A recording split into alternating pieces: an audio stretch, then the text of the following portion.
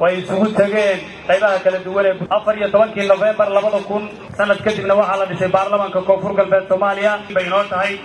إن هذه نجارة سوقاتي كذا قالوا فريتانكا xafladda calemasarka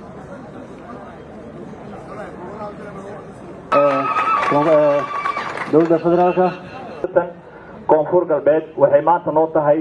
guul weyn waxyaalaha weyn waxaa noogu daran colaan may kale waliyalka taabaday madaxweynaha mudane cabdiasiis xasan lafta gareen dowlad goboleedka koonfur galbeed waxaa jiro culays badan dhibaato badan ay jirto dowladnimada allah mahad leh oo maanta halkan isu kaaya keenay calemasarkan aan markhaati ku nahay kulligeena oo weliba ay maalin taariikhi ah oo madaxweynihii labaad ee lagu doortay magaaladan insha allahna waxaan rajaynaynaa inuu ilaahay hawshiisa u fududeeyo waxaan rabaa inaan u hambaliyayo oo kale dadkii ka qayb galay kambeynka oo tartanka ku jiray sida wanaagsan oo sharafta badan oo dignified-ka ah oo wanaagsan ay uga qayb galeen iyo siday u aqbaleen natiijada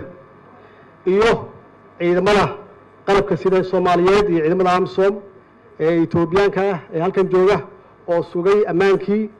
magaaladan si ay uga dhacdo doorashadii taariikhiga ahayd oo runtii adduunka dhan laga fiirsanayay laga daawanayay oo ay cadeed sidee u dhacday runtii waxay ahayd election ama doorasho taariikhi ah waxaan rabaa inaan adkeeyo oo aan hoosta ka xariiqo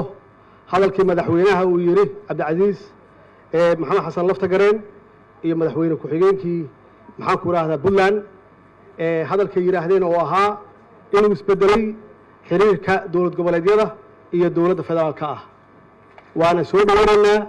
maxaa yeelay waxaan nahay hal dowlad ayaan nahay waxaan nahay hal dad ayaan nahay xaqiiqatan looma baahna in la yiraahdo calaaqaad waa la kala goostay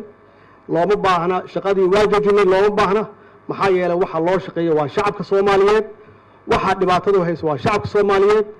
waxa ku baaba'aya waa sharafka iyo sumcadda Soomaaliyeed marka inaan garbaha isqabsano gacmaha isqabsano oo aan shacabkeena iyo dadkeena u adeegno waa waajibaadka naloo doortay insha Allah ballan weeye inaan wada shaqeyn doono